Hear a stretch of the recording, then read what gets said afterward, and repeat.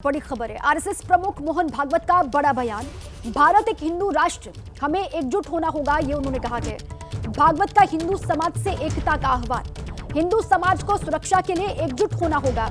भाषा, जाति, प्रांत के मतभेद मिटाकर एकजुट हों, ये हिंदू समाज से आह्वान करते हुए आरएसएस प्रमुख मोहन भागवत, ये उनका बड़ा बयान। उन्होंने कहा कि भारत एक हिंदू राष्ट्र है, हमें एकजुट होना होगा। साथ ही उन्होंने ये भी कहा कि भाषा, जाति, प्रांत के मतभेद को मिटा करके सभी एकजुट हों। अब इसके मायने हैं क्या? मनोज्ञा लोईवाल मेरी सहयोगी इसी पर जुड़ चुकी हैं।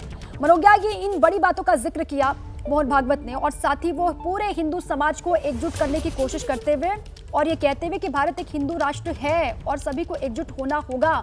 इसके मायने क्या है? बहुत बड़ी बात है ये, खासतौर से जब आरएसएस के संचालक मोहन भागवत जी इस तरह की बात कहें और ये कहें कि पूरे हिंदू समाज को, हिंदू सनातनियों को एक साथ एक मंच पर रहना होगा, जिसमें सारे मतभेद मिटाकर, खासतौर से भाषा के या फिर जाति के या फिर इलाकों के और प्रदेशों के किसी भी तरह के मतभेद को मिटाकर एक साथ आना पड़ेगा। और एक बात उन्होंने बड़ी महत्वपूर्ण कही है कि सुरक्षा के लिए, अपनी सुरक्षा के लिए हिंदू समाज को, हिंदू सनातनियों को अपनी भाषा, अपने सारे मतभेद भुलाकर एक साथ आना पड़ेगा। और डिसिप्लिन ऑफ कंडक्ट और ड्यूटी, ये एक बहुत बड़ी बात हो जाती है। राष्ट्र के प्रति अपना समर्पण को कई गुना ज्यादा बढ़ाना भी पड़ेगा।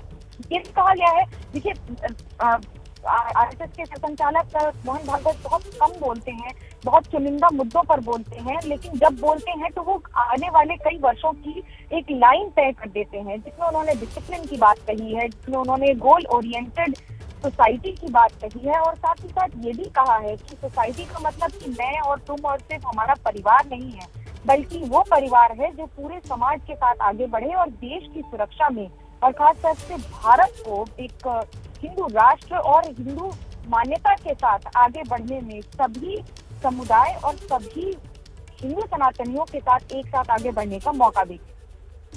और बिल्कुल मनोज्ञा, हाल फिलहाल में जिस तरीके से बयान भी आए हैं मोहन भागवत के, उसके बाद ये वाला बयान, अब इस पर किस तरीके से रिएक्शंस आते हैं उस पर भी लगातार नजर होगी। बहरहाल बहुत बहुत शुक्रिया आपका पूरी जानकारी के लिए।